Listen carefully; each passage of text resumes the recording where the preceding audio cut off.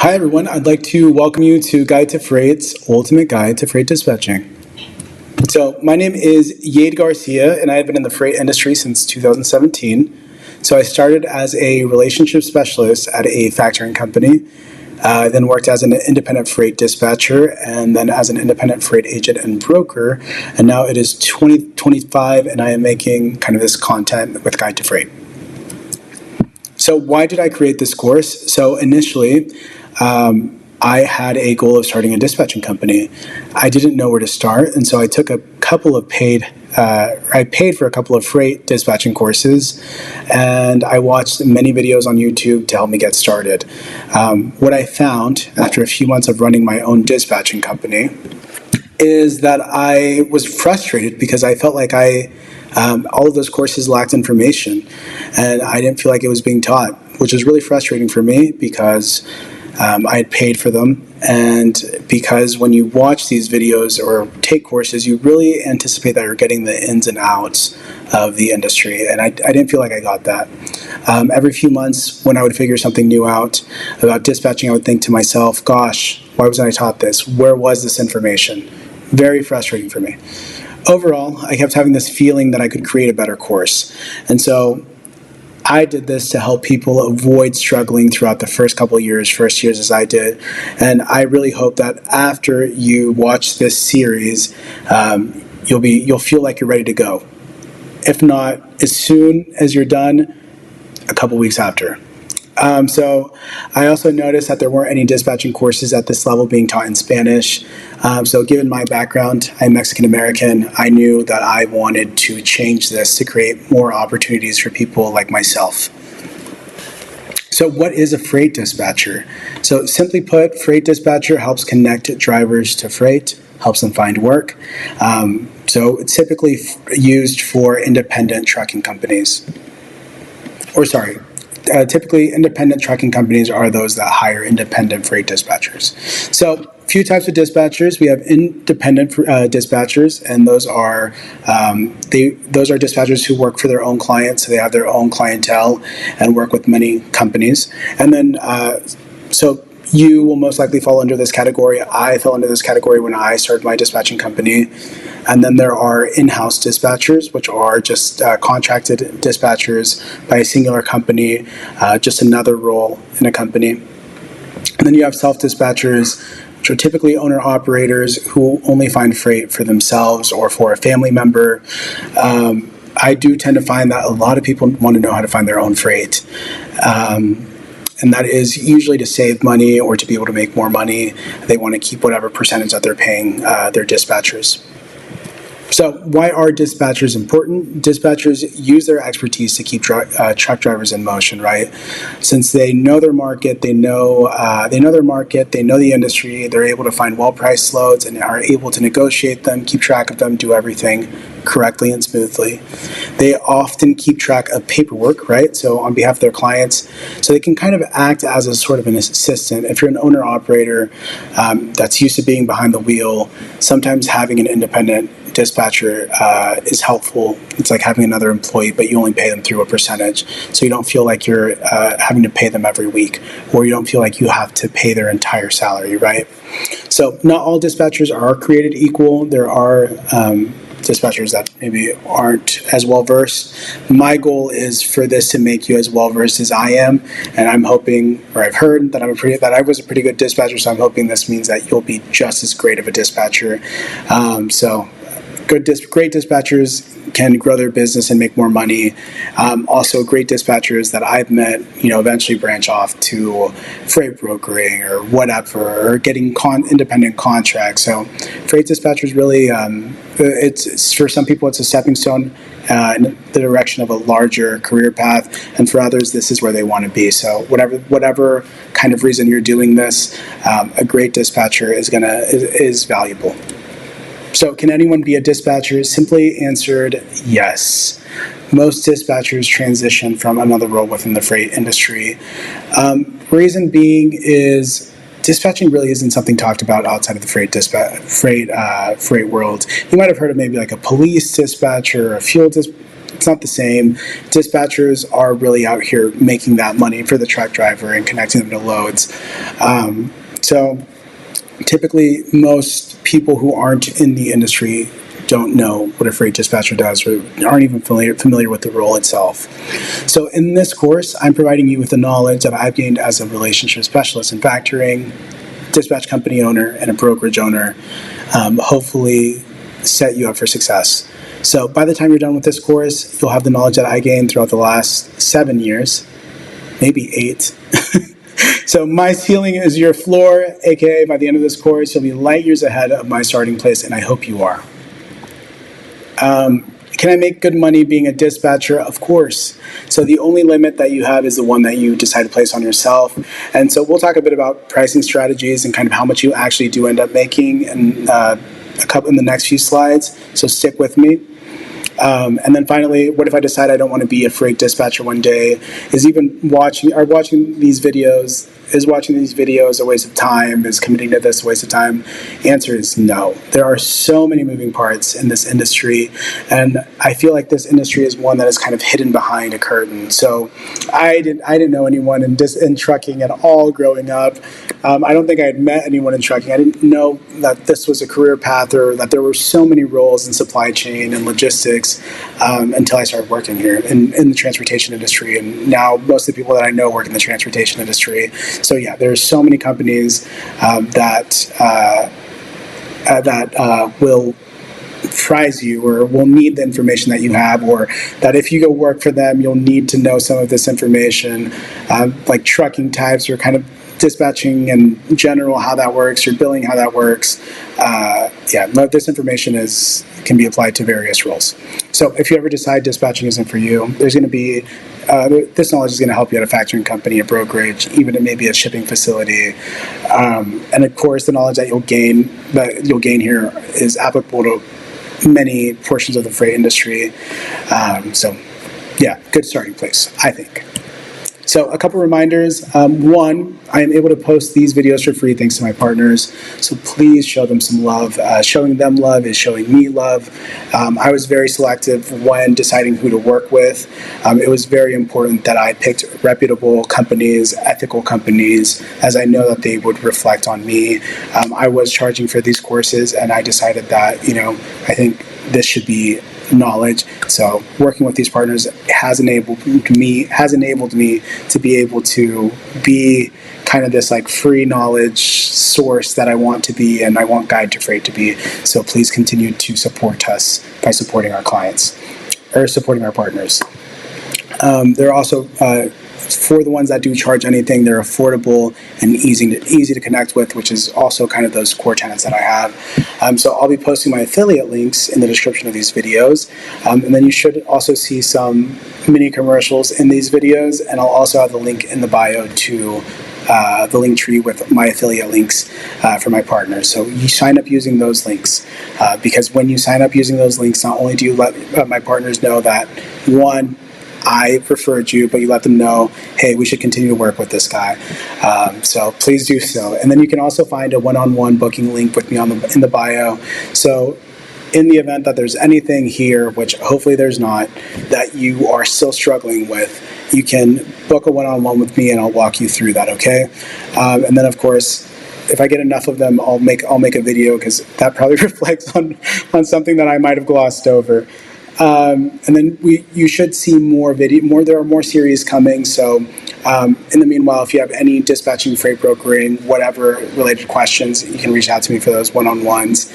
I've also helped people set up their companies, LLCs, all of that, answered any sort of questions. And for example, for new company owners, if you don't know kind of where to go with your trucking company, or if it's even a viable business for where you're located, reach out to me, and I'll book a one-on-one, and I'll help you figure that out, okay?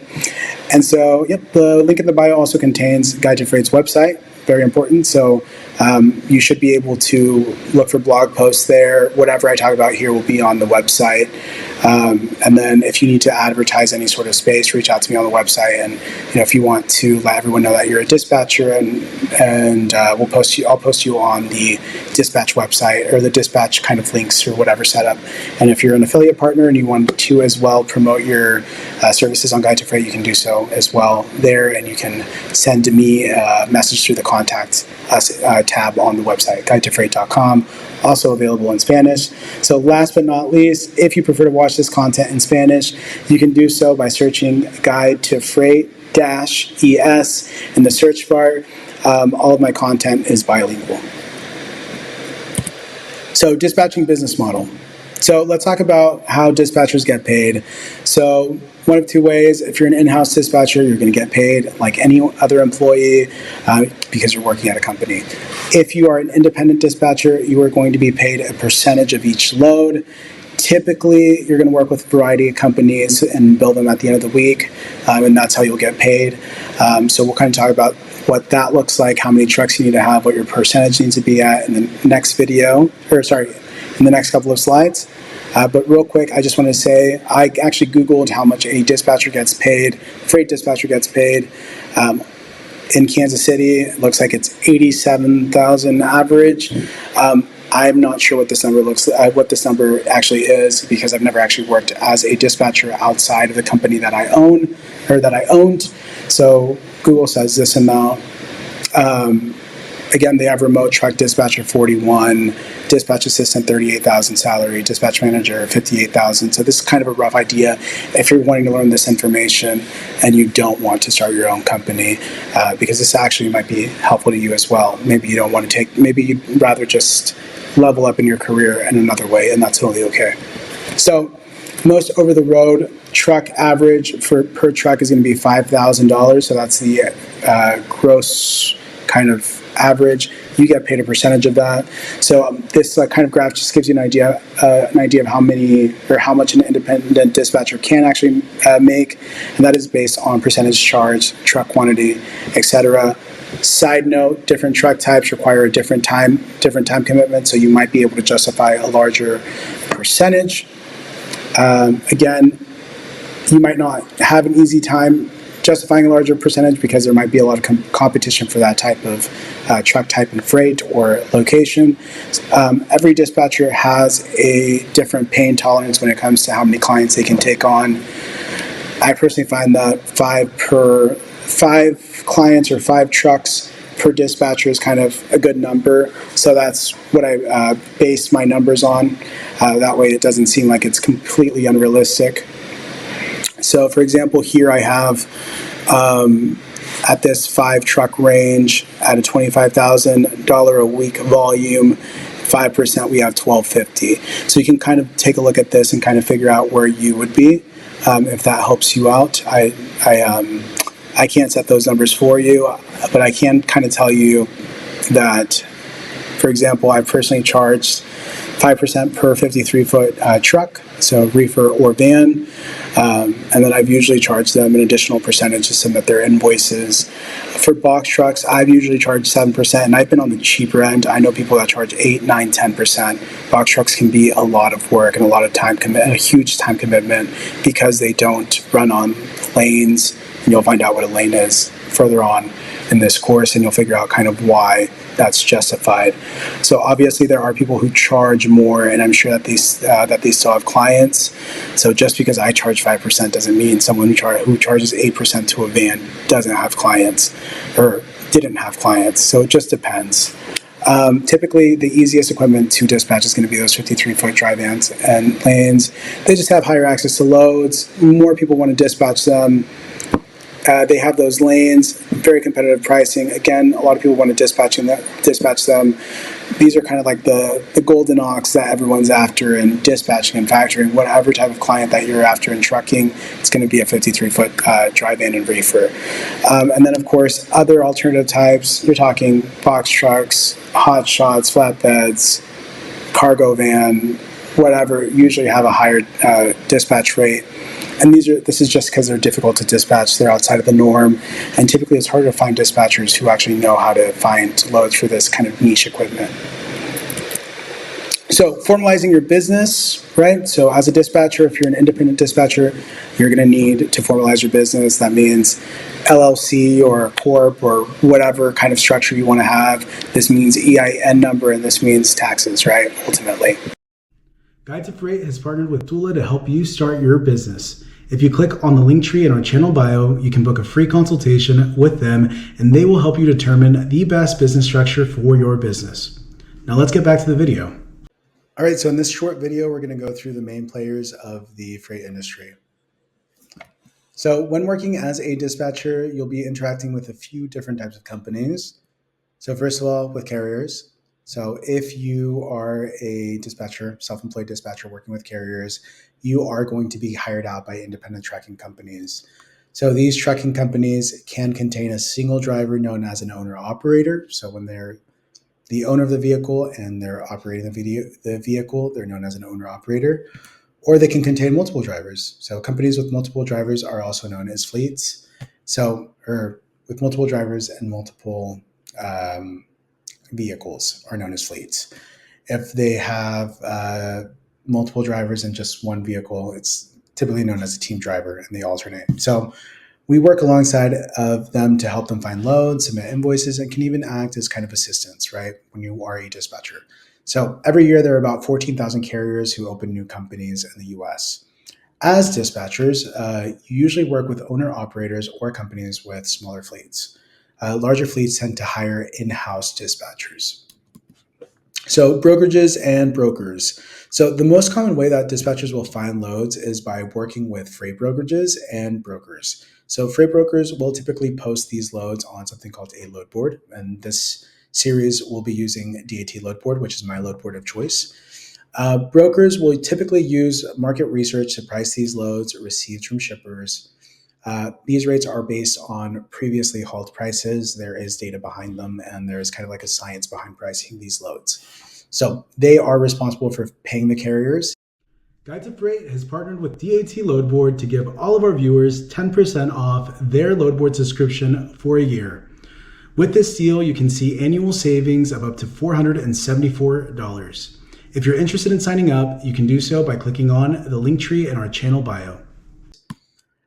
They get paid by their warehouse client or shipping or receiving client. So shippers are the companies or individuals shipping out the loads.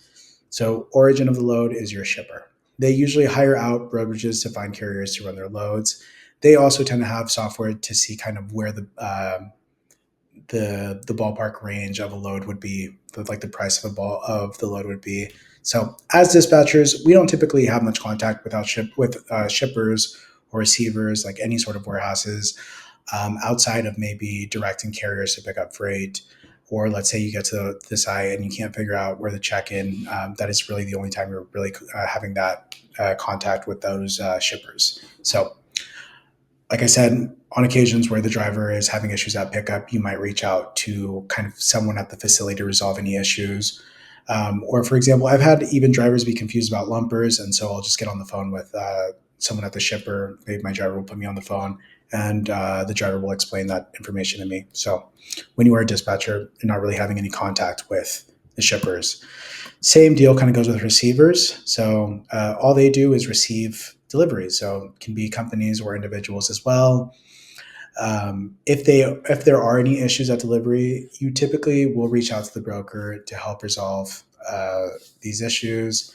But for the most part, we're not having much contact with the receivers or for the shippers. And then finally, factoring companies. So factoring companies are kind of the kind of optional company that we'll be interacting with. If you have kind of an agreement with your carrier, you might be submitting invoices on their behalf and getting paid to do that, like an additional fee that you've negotiated with them. So typically, factoring companies are needed because the typical turnaround time for brokers to pay is about 30 days. So if I were to take a load and I wanted to directly bill it to Walmart, typically Walmart will take me 45 days to pay me, right? That's not good for business because then I just would not be able to run. I'd need to have a certain amount of money on hand to pay for my diesel costs or my driver costs. So typically, factoring companies are used by most carriers. They will typically take a fee, and then of course we have a partner, and we'll talk about that. And they typically take out a fee of, let's say, of the load. Average is about 3.5. 3.5. Our partner, we partnered with Gulf Coast to give you guys a 2%, and we'll talk about that in a second. But typically that's the fee, and then they pay you out, and then they bill out the broker. So each carrier will have their own factoring company with individual terms on that contract. So just because a carrier has a factoring company doesn't mean that every client working with that factoring company has the same terms or has the same amount of trucks or the same amount of the same percentage. That goes towards all factoring companies. So just because a factoring company um, charges a certain percentage or has certain terms doesn't mean B factoring company does as well. So if your carrier doesn't have a factoring company yet, we provide a link that they can use to get set up. And of course, all referrals help our business grow and continue to make free content, right? So dispatchers can submit invoices to factoring companies on behalf of their carriers. If you aren't doing this for your carrier, then you'll have very minimal contact with factoring companies, if at all. However, if you are, you might be able to charge a higher rate. But typically, if you are submitting invoices on behalf of your carrier, you'll need to have a document signed off that gives you approval to do that with the factoring company. The factoring company will provide that, and then also typically it requires kind of checking on invoices and making sure that they're being paid by these freight brokers so that your carrier isn't being charged back. But that is this short video. Let's move on to the next one. Guide to Freight has partnered with Gulf Coast Bank to provide all of our viewers with a factoring rate of 2% or less. Unlike traditional factoring companies, Gulf Coast is entirely self-funded, meaning that they are able to pass these savings along to their customers. If you're interested in signing up, you can do so by clicking the link tree in our channel bio. All right, everyone. So this is Trucking 101. We're going to go through trucks, trailers, certifications, and accessories. So this particular presentation is slightly outdated, so rates might not reflect rates at your time, especially they definitely want to reflect the exact rates for February of 2025. And then, of course, because we're on the cyclical cycle, the cyclical market, right, there might be a time where these rates are higher. So this PowerPoint is a couple years old, so just want to let you know that. In this module, you're going to learn about the most common truck types and accessories. So we'll cover a few of the most common certifications. So right off the bat, CDL, non-CDL. CDL is otherwise known as a commercial driver's license. Some trucks do not need a CDL to operate. So unless they're over a certain weight. So for example, box trucks, right? If you're under a certain weight, you don't need to have a CDL. And then tow trucks, flatbeds. So, and here I say, as long as their cargo remains under 10,000 and the cargo truck weight doesn't exceed 26,000 pounds, there won't be a requirement for a CDL. But really, it is 10,000 pounds isn't necessarily the weight. That'll depend on how much the truck weighs or the gross weight of the vehicle. So if the box truck weighs 20,000 pounds and it's a reefer unit, your max weight is 6,000, right? So if your vehicle weight and cargo exceeds 26,000, you're going to need a CDL. So all 53-foot drive-ins will require that the operator has a CDL. So this is called semi-power only. So it's just that front portion of a typical kind of 18-wheeler that we see. It does not haul loads with their own trailer, so you don't need a trailer to take loads. And there are loads for these. I've seen with Amazon. They're also called, I believe, something like Hitch and Go, maybe. I'm not sure exactly what they're called, but essentially, companies like Amazon or Uber or other companies will preload these trailers. You'll back into them, take the trailer, go, and that's called semi-power only, or like hitch and go, where there's like this preloaded trailer. So it's not necessary to So all you would need would be that front portion, and it isn't necessary to own a trailer to find these loads. Okay, there isn't an excess of these loads unless you're with like this Amazon or Uber kind of setup. When you're working with load boards, um, there's not like this huge majority. It's not like they represent a majority of the loads. The majority of the loads will require a trailer. So when finding these loads, you'll most commonly be searching for preloaded trailers that need to be dropped off at a destination. And the cool thing about like an Amazon would be, if I'm semi power only, would be typically at pickup and at delivery, I'll be able to get a preloaded trailer, which isn't always the case when you're working with other brokerages. So you might be deadheading without a trailer for a couple 100 miles, right? So something to keep in mind. So next we have 53-foot dry vans. 53-foot dry vans refer to dry loads, right? So think of chips, think of wood, think of electronics, right? Household goods, building materials, this kind of deal. So typically, max weight is about 45,000 pounds, fits about 26 pallets. They have an option for a full truckload, which is the whole deal, and then they have the LTL option, which is a portion of the trailer being used.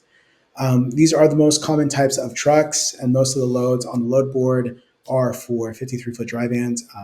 And lanes. Lanes are dry vans operate on lanes, so it'll be easy to get into that habit of selecting a lane with these dry vans, as well as with reefers. So also requires CDL, also fit the same amount of pallets.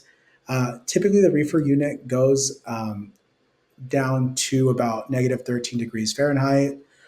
So think of frozen fish. Think of ice cream, food, anything frozen food is typically on these reefer vans. Okay, and they can pay more, right? So it just depends on the season and what's being hauled. And the RPM that I've listed here, like I said, a couple years old, so it does not reflect the current price that is being paid out to these reefer and dry vans. Okay, box trucks. They look like these guys. You typically probably see them if you're ever at like at an airport or within the city. You'll typically they kind of look like moving trucks. So moving trucks are also box trucks, like those U-Hauls, box trucks. Hertz trucks, box trucks. So typically standard size is 26 foot. They can come in 16, 20, 24. Smaller size box trucks, the smaller the box truck, the harder it is to find loads for them. There are way too many people who will buy a 24-foot box truck and be like, all right, let's get to work. And they don't realize that 80% of the loads on the load board are for 26-foot box trucks and like 10% are for 24-foot. And most brokers will not put a 26-foot box truck load, will not assign you a 26-foot box truck load. So 26-foot box trucks are the default, especially if you are going to be working off the load board. You want to have a 26-foot box truck. Everything else is going to be difficult to find a load for. And typically, these are the calls that I get from people who are like, "Are you sure that the market is this bad for a 16-footer?" And it's like, yes, it is. But you can work, for example, with final miles when you have a box truck. It'll be you can kind of work those final miles with box trucks that are 16, 20, 24 foot, etc. So max weight these typically can hold when they're dry are about 10,000 pounds. And again, they hold a lot of similar things. Exercise equipment is one of the common ones. I've seen gaming machines, slot machines as well. They typically can haul whatever a 53-foot dry van hauls, but in a smaller amount. Fitness equipment is very common, like I said, and smaller electronics and slot machines. So, important to measure the height at the door of the box truck as well as the height in the interior of the box truck. With all box trucks, you'll need to have those measurements somewhere, as well as the width. So refrigerated, similarly, 26 foot is the most popular. Good thing about reefer box trucks is you can typically take dry box truck loads as well. That's not the same as with 53-foot dry vans and 53-foot reefers. There are a lot of shippers, for example, with those 53-footer, 53-foot reefers that just won't allow you to take a load that is dry. Whereas with a refrigerated box truck, you will be able to turn off that unit. And it's like that portion right here is the refrigerated unit. So standard size still 26. So if you have a 20 footer, it will still be difficult to find loads. And then max weight is typically 7,500 pounds. That's because the refrigerated unit will typically add to the gross weight of the vehicle.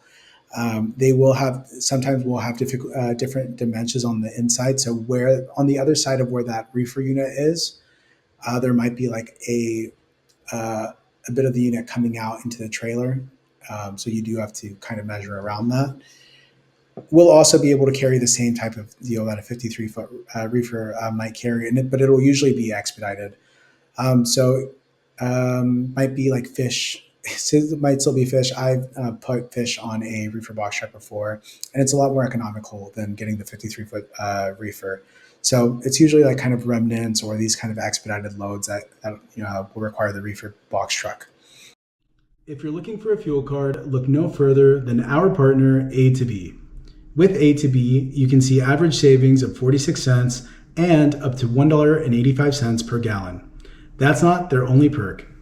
A to B's high security provisions help prevent fraud, and their fuel cards report to credit agencies that help you build business credit. If you're ready to sign up, or if you need more information, click on the link tree in the bio and select the A to B fuel card option. Flatbed with tractor. So flatbed trailer, usually 48 to 53 foot in length. I believe the standard size is 48, and we'll go through that on the load board. Standard dock height, 4 foot off the ground. It sometimes can require tarps to take loads. Backtracking to the box trucks typically will require lift gates and pallet jacks. A working lift gate and a pallet jack to take a lot of these loads from the box trucks. Flatbeds will require that CDL. Typically, we'll be hauling heavy materials, machinery, etc. And there are variations of flatbeds. So there's like Conestoga trailers, like kind of they have those variations where it's like almost like a tarp, kind of covering it naturally, and they have that for box trucks too. But yeah, kind of that almost looks like a slinky kind of deal, but the slinky is a tarp-ish material to protect the contents of that load. And then we have hot shot. So flatbed hot shot is attached to a like F350 typically. I believe it typically maxes out at 40-foot length. I've not worked with a lot of these, right?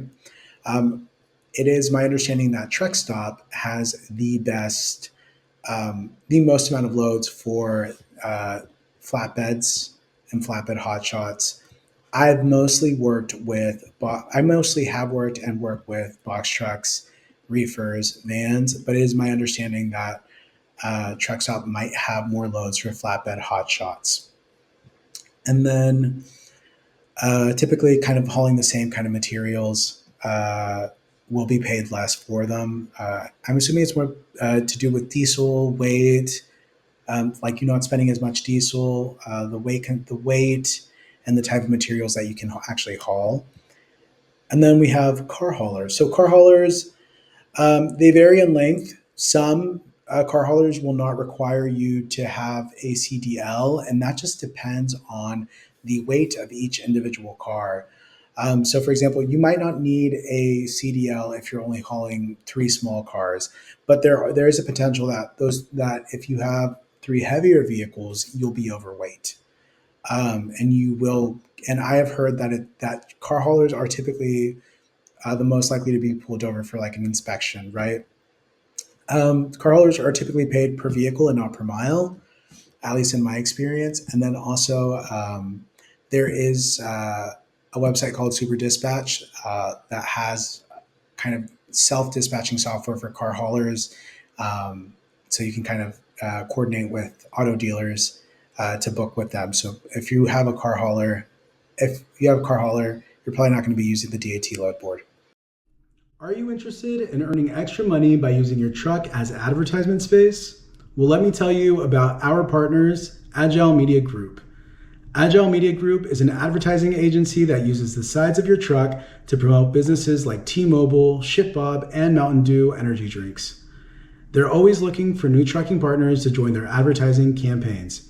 If you're interested in getting more information, click the link tree in the bio and select the Earn Money by Advertising option to get started. So truck type conclusion. So for the purposes of this presentation, I've only included kind of the most popular trucks that are on the road. Certainly doesn't mean that you won't be able to move any other types of trucks or trailers, but you'll need to research prior to taking those loads. And of course, DAT has I think 50 selections for truck types. So you should be able to find your truck type on DAT, okay? Let's talk dimensions. So all enclosed trailers will require that the operator have the inside width measurements as well as the measurements at the door. There are factors like year, make, and model that can cause differences in these loads. And then measuring is important because some of these will need larger space to accommodate larger pallets or will require like a taller height clearance for tall items. So max weight for non-CDLs, you do just kind of want to know, hey, what's the max that you can carry? Maybe that max is 8,000 pounds. Maybe that max is 6,000. You want to know. You don't want to send a driver out with a load that weighs 9,000 pounds on a refrigerated unit and have them be pulled over and get marked off by the DOT as like violating transportation law. Sorry, I'm not sure how to phrase that, but yeah, I don't want to get a violation from the DOT. Roll-up swing doors. So roll-up doors, the common question when you are working with a 53-foot dry van or reefer is roll-up or swing. Roll-ups look like this. So they roll up. Swings look like this. Typically, I've heard that swings have a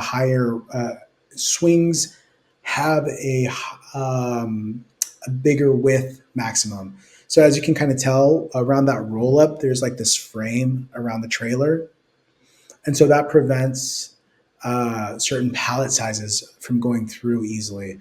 So usually what happens, right, is those swing doors, when you are at a warehouse facility that has like an automated kind of robot loading these trailers, they're not able to get through on the roll up because of that clearance that's being used. So they are going to require swing doors, and it is a common question that a freight broker might ask you.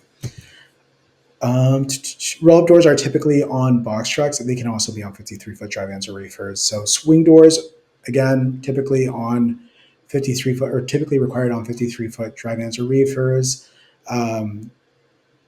That width of 102 is going to be easier for the auto loading of those pallets. So you need to make sure that you know that information. And then, of course, plated versus wood trailers. So plated trailers, they kind of have this kind of fiberglass material. Wood trailers have wood lining their trailers. So this kind of steel plated kind of fiberglassy materials are typically more resistant to bacteria and molds, easier to clean. So it'll make it to where you can have a food grade trailer, right? Wood trailers are not typically food grade. And that is just because wood walls can easily absorb moisture and can be a conduit for bacteria growth, but you won't be able to haul most types of perishable goods. So loads are plentiful for both, but you'll find more opportunities with the plated trailers for those food grade trailers. So certifications. So TWIC cards, kind of the more common ones, TWIC cards. These are the Transportation Worker Identification Credential. This will allow you to go into those ports. So it's a federal identification card for transportation workers that gets administered to those who need unrestricted access to areas, including maritime transportation, security facilities, ports, boats, shell facilities. Drivers do not necessarily need a TWIC card to enter ports. However, if they don't have a TWIC, they usually are charged a TWIC escort fee that can range from 150 to 250. They also most likely won't get the load, right? So TWIC is needed for most of those port loads.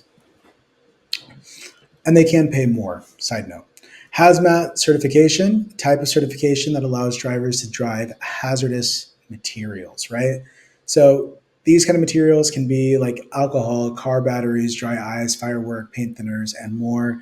They're not always kind of these dangerous materials. Paint, I mean, no one would think maybe a car battery would be hazmat, but they do require a hazmat, or maybe even like lithium batteries or paint in general. So drivers with these certifications will typically be paid more for hauling these load types.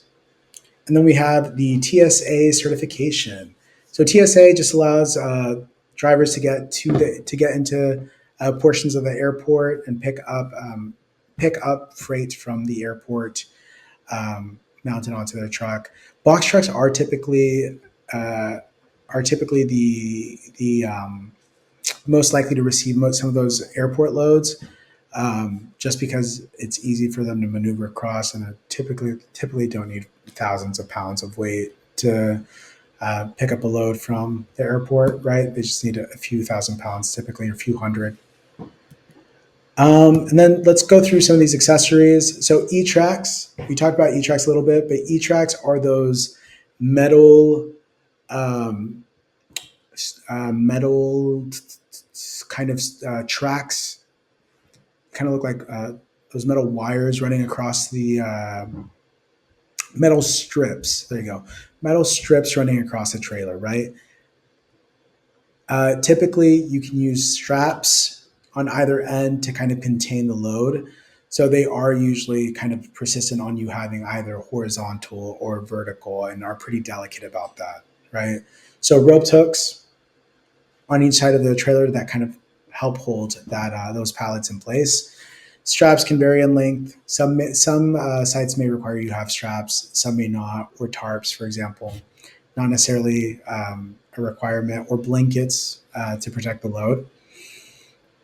And these load bars over here, uh, usually, like if you have a box truck, they might require that you have like two load bars. Sorry, they can be purchased separately, but most trucks will have load bars on them, and you'll just have to kind of verify with your driver before taking loads. They are just used for the safekeeping of these pallets so that they don't move around. Okay. And then for box trucks, we have liftgate and pallet jack. So liftgate is this kind of little gate, right? So when you are typically at a location where you need to unload or load, they're going to require that lift gate so you can kind of match the dock height. Is essentially why they need that lift gate. So it's like a mini elevator attached to a truck. A semi truck or a like box truck with a lift gate will have a steel base attached to the backside of its trailer near the bumper, and you can kind of see that here. I've only heard of lift gates on box trucks. They might be on other vehicle types, but I've only ever heard of them on box trucks, and they're like, I would say 40% of loads for box trucks require a liftgate and pallet jack, as well as a driver load or unload. So something to have. Pallet jack looks like this. They can be hard to come across, and if I do get an affiliate link for them, I will add them here. So a pallet jack is the most basic form of a forklift, and kind of is intended to move pallets in a warehouse or in like a little trailer. One of the most essential tools found in warehouses, and you are, like I said, going to need them for a box truck. You will eventually need a pallet jack so that you can really get going.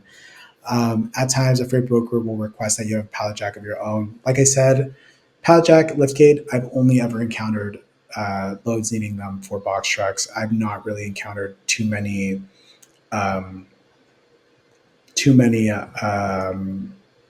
loads like 53-foot dry van requiring a liftgate. So, and then finally, we have ELD, which is the electronic logging device. So it's required for all drivers that operate outside of those that have short haul classifications. And then ELD can be a wireless phone or a wireless device kind of separate from a phone, or it can be located on a iPhone or an Android or an iPad. I think I've seen as well. Mandated by the FMCSA for all long haul drivers. And then, of course, ELD logs must be sent for yearly FMCSA inspections. Inspections.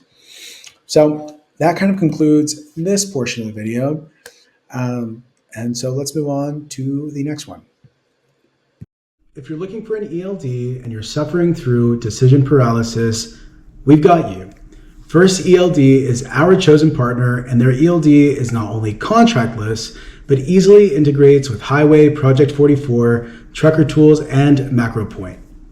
If you're interested in getting more information, click the link tree in the bio and select the first ELD option to get started. All right, so in this PowerPoint, we're going over FMCSA, MC, and DOT guidelines. And then I will also attach a link so that you can access the hours of service on your end provided by the FMCSA, kind of the breakdown of that. So all owners are required to register their company and transportation vehicle with the FMCSA, otherwise known as the Federal Motor Carrier Safety Administration. So you can obtain the authority, whether that be the DOT or the MC, from them. Those are unique numbers. So if you don't obtain these numbers, or if the carrier doesn't obtain these numbers, they are not legally able to provide transportation services. So two types of numbers, and it is common to have both. But the first number is the DOT number, and this is a unique number assigned to your company by the FMCSA, to the carrier's company by the FMCSA. So any company who is hauling within state lines is required to register for this number. So if you are in Texas, you'll only be able to haul within Texas. If you are in Georgia, you'll only be able to haul within Georgia. So you're unable to legally haul any freight across state lines. So, for example, I live in Kansas City, Missouri. My state DOT would be Missouri, so I can't legally head over and haul freight on the Kansas side, even if I'm on the border, if I don't have an MC number. So that brings us to the MC number. So unique number assigned by the FMCSA. So an MC number allows drivers to haul loads across state lines. Again, I'm in Kansas City, Missouri, so my DOT would be Missouri. It would be through Missouri. And so if I have an MC number, I'll be able to cross over to the Kansas side. MC number is typically $300. And then like if you submit the application or the form through the FMCSA, DOT number is free. So there are people who will just get the DOT number and try and haul that way. I should note that if you are working the way that we will be working, which is through the load board, you'll want to have an MC number. There aren't that many loads that are local or that are within the same state. So apart from registering important company details, the FMCSA keeps information about each transportation company on their public database. So this is through SAFER. It's called Company Snapshot. So when a broker wants to obtain information about your company, whether that be whether that means that they want to verify your email address or your phone number or what type of freight you can haul, they can do that on SAFER by just using your MC or your DOT number or your company name. So they'll be able to see if you have active insurance or any infractions, or they'll be able to see how long your authority has been active. If you've had any, breaks between your authorities. So if it was granted, but then they revoked it, they'll be able to see that as well. So when booking loads, brokers will input these numbers into FMCSA to verify information. So sometimes they'll do it through there. Sometimes they'll use kind of a third-party service, like kind of like a carrier 411 kind of deal, where they can run your company qualification, see if you're on time to your load, see if you're if a freight broker has reported you as being fraudulent, or if you are missing certain safety inspections. So it depends. Sometimes they use SAFER, sometimes they use their own independent software. So some of the things they'll look for are active authority, contact information, infractions, and active insurance. So due to common fraud, Many freight brokers will not work with companies that haven't had an active MC for more than 90 days. So I think I worded that a little bit differently in PowerPoint. Totally fine, but usually if your MC is a month or 2 months or less than 90 days, they're not going to want to work with you. And that is just because it is easy to get an MC number. And if, and through or with these double brokers, a lot of them will obtain multiple MC numbers at once. So FMCSA hours of service. So that's kind of what I touched on earlier. So one of the most important things for drivers and dispatchers to be aware of, FMCSA hours of service. So these have been enacted in order to help keep drivers safe. Essentially, rules related to how long the driver can drive in a day or a week, and they include strict resting times. ELDs will also enforce this, so your electronic logging device will also keep track of that. So if the driver doesn't follow these rules, they risk their company's authority being revoked, and then every year they do have to submit their ELD log to the DOT. So you'll find a PDF attached to the section that kind of breaks down these rules. As a dispatcher, it is important to know these rules so that you're able to plan future trips for your drivers. So let's say I book a load from California to New Jersey, right? I do have to sit and think like, hey, they can't drive straight through. They also have these enforced times. So like, maybe in my head, I think that they can get there Wednesday, but because of hours of service, they're not able to actually legally get there until Thursday or Friday, right? So FMCSA requires that each driver maintain a log of their driving times, and they do that using this ELD. Some people have their ELD mounted on their trucks, other people have it on their phone. So some of it have it as this kind of separate device. Or some carriers have their ELD as some sort of like kind of separate device that's mounted on their truck. Others have it on their phone, but it's mounted either way. So at the end of the year, the data from these ELDs will need to be submitted to the FMCSA as part of the driver's annual inspection. So any unexplained infractions could result in a driver losing their authority. So just want to be careful. Obviously, the ELD, depending on their company, it might actually shut the truck down, so not let them keep moving. So kind of the risk lowers with that. And then finally, the annual inspections for the vehicle are also required in order for trucking companies to stay compliant. So usually includes a full inspection from a licensed mechanic. And then kind of common nowadays for freight brokers to ask for safety inspections outside of this 1 year window. So I've seen like needs 2 inspections and 6 months to be able to work with us. And totally up to the freight broker's discretion or the freight brokerage's discretion, but it does happen. So drivers are also required to have annual medical reports and pass drug and alcohol tests. So as a dispatcher, your client may ask you to assist with submitting these documents at the end of the year. You can do that.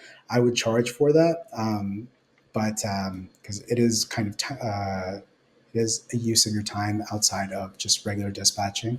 So if you do assist, you'll want to visit the FMCSA website and look through those requirements and hopefully know what you're doing, so that you can kind of get information on submitting that to the MVR, the motor vehicle report, and those annual inspections.